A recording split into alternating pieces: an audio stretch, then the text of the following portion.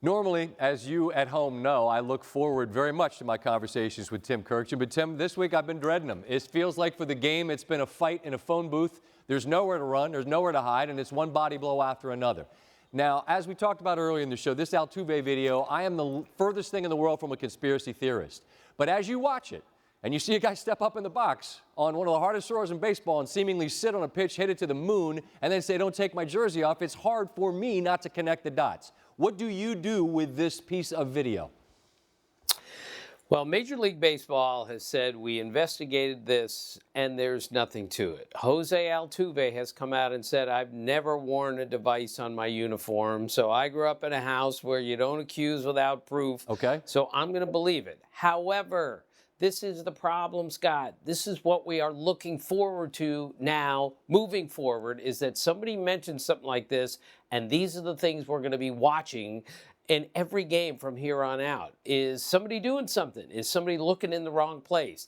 And I'm not sure I've ever seen anybody cross home plate, like grabbing his shirt like that. It was very unusual. When you hit a game-winning homer, usually those hands are out here. He was clutched in here. And when he says, don't take my shirt off, that's a little bit unusual. But I repeat, I have no choice but to believe him at this point without solid proof. I understand that, and yet there are many who say, you can do what you want, but we don't believe him. And right now, Houston has zero benefit of the doubt. And I believe, here's my fear. What happens now in sports, and in anything really, when there's a crisis, is you just don't talk about it. You wait for enough time to pass, and then you can say, that's in the past, we're looking forward. That ain't going to work here. Houston, they're going to have to talk about these things, maybe even line by line, even if it's excruciating, in my opinion, because that's the only way that you can try to win back any public trust. Do you think they will, Tim? Well, I think they will eventually, Scott. But with all the people out there saying, why haven't the players been punished more? And I understand exactly what they're saying, because they're not giving up their rings, they're not giving up any money, they're not giving back any statistics. But these guys are going to have to listen to this for the next year, if not longer. Some of them are going to have to listen to this for the rest of their career. There's going to be a jaundiced look at this team, that 2017 Astros team.